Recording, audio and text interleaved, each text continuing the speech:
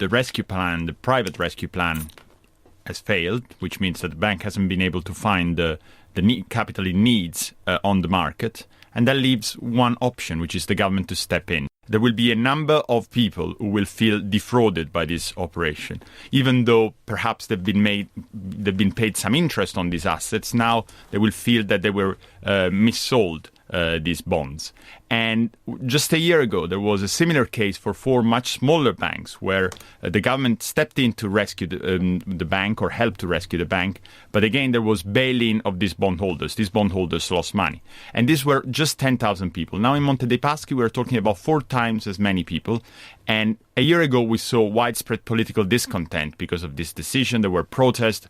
The Bank of Italy, the regulator, the government came under huge pressure.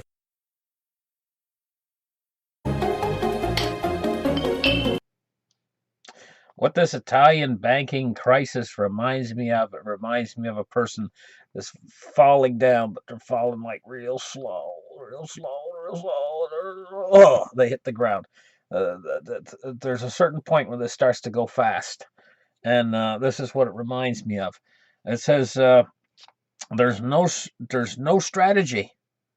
It's an extraordinary outburst from an Italian bailout boss amid the banking crisis in Italy.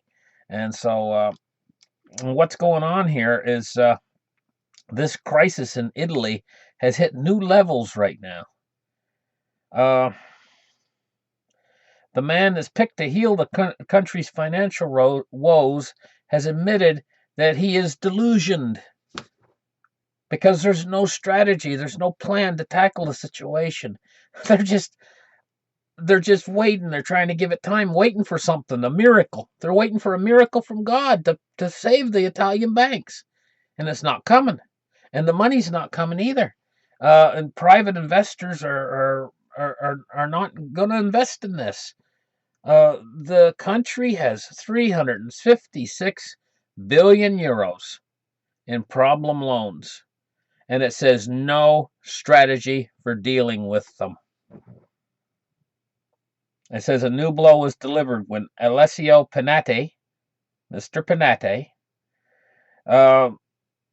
he has been chosen to raise private funds for the struggling banks.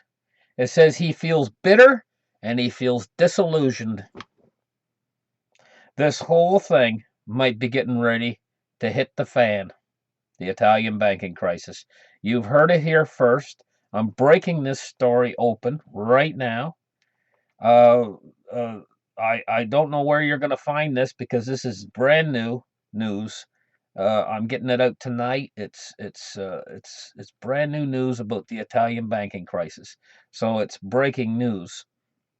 Mr. Panatti has revealed his personal frustration after major banks revealed they have to write down their stakes again.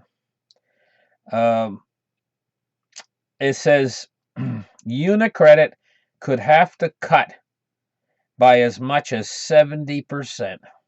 Now, I talked about that a few days ago because that's not breaking news, the fact that UniCredit might have to go down as much as 70%. He has said, Mr. Panatti has said, they have invested in failed banks. He's admitting that the banks in Italy have failed. Something's going to need to break on this. Something's going to need to happen. They need a lot of money. I think Italy can be extended as much as 20 billion euros in credit. But it says the country has 356 billion euros in problem loans. So the bandage is not going to fit the wound in this case. And so thank you very much for tuning in, and we have to wait and we have to see what happens with this story.